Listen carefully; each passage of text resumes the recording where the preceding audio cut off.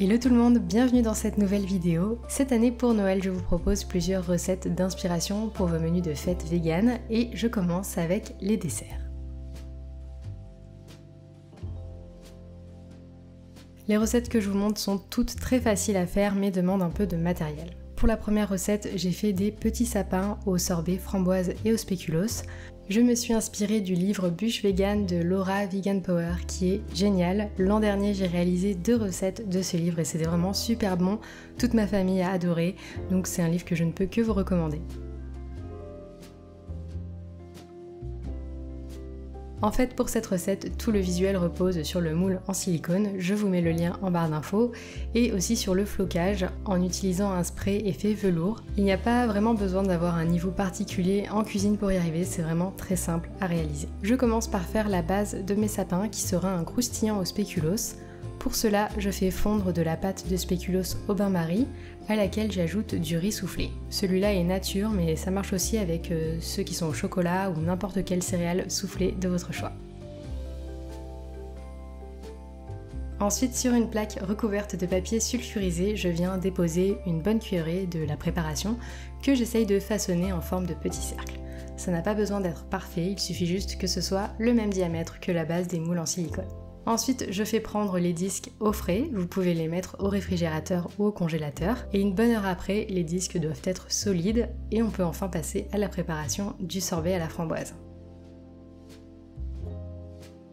Donc pour cela, j'utilise des framboises surgelées que je vais mettre dans mon blender.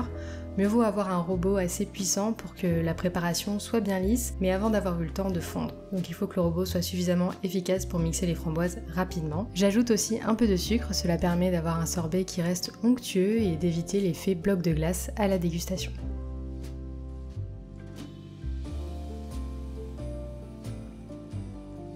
L'étape qui suit est facultative mais j'avais envie d'avoir 2 couches de couleurs dans mon dessert, donc j'ai mélangé un peu de yaourt végétal avec le sorbet pour obtenir une couleur rose plus claire. On peut maintenant passer au garnissage des moules.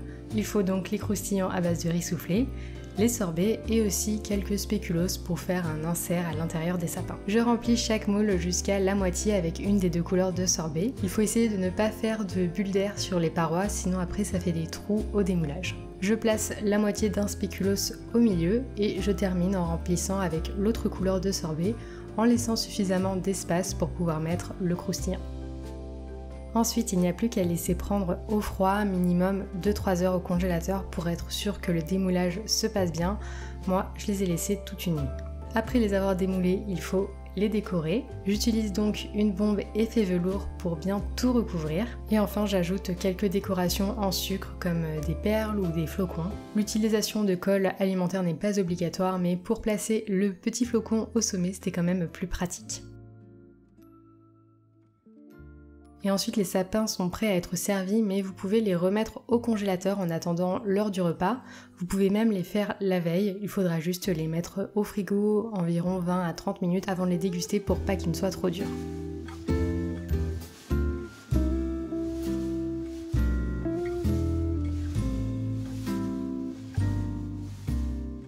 Pour le dessert suivant, j'ai fait une bûche mais en suivant exactement la même recette que pour les sapins. J'ai simplement utilisé un autre moule qui est plus pratique si jamais on a besoin de faire plus que 6 parts. Et j'ai utilisé une bombe velours mais couleur blanche pour la recouvrir. Pour la décoration de la bûche, j'ai fait un trait de sauce spéculoos et j'ai mis une perle sur chaque pointe. J'ai pas osé rajouter plus de choses de peur de tout gâcher. Donc la déco est super minimaliste mais encore une fois, c'est la forme du moule qui fait le gros du travail au niveau de l'impact visuel. Si vous ne souhaitez pas investir dans trop de matériel, j'ai aussi une autre idée de dessert à vous montrer qui est encore plus simple et je trouve qu'elle est vraiment toute mignonne. Donc il s'agit d'une tarte décorée à la cerise. J'ai commencé par réaliser une compotée de cerises en utilisant des fruits surgelés.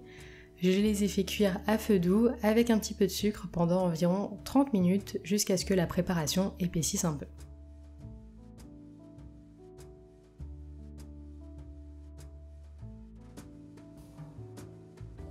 Ensuite, dans un rouleau de pâte feuilletée, je suis venue découper des étoiles à l'aide d'emporte-pièces de tailles différentes. D'ailleurs, je garde bien les étoiles de côté. Puis je remets le tout au frais pour que la pâte se rigidifie à nouveau. Ce sera plus facile de la manipuler pour la suite sans la déformer. Pendant ce temps, dans un moule à tarte, je dépose un rouleau de pâte feuilletée. Je la façonne pour qu'elle épouse bien les bords.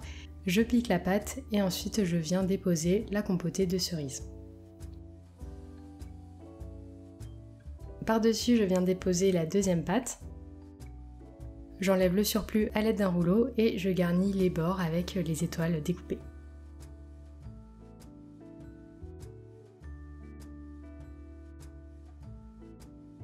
J'enfourne 30 minutes à 180 degrés et une fois que la pâte est bien dorée, il n'y a plus qu'à servir. Là, pour accompagner, j'ai utilisé un peu de glace vegan à l'amande et au caramel. Ça se marie super bien. Les recettes complètes et détaillées se trouvent sur mon blog, je vous mets le lien en barre d'infos et je vous ai aussi listé tout le matériel que j'ai utilisé. J'espère que ces petites idées de dessert de Noël vous ont inspiré. Je voulais rester sur des choses simples dans la réalisation. Personnellement, pendant les fêtes, je préfère quand même profiter du temps que j'ai en famille plutôt qu'être en cuisine. En tout cas, j'espère que ça vous aura plu. Je vous fais plein de gros bisous et je vous dis à très bientôt dans une prochaine vidéo. Ciao!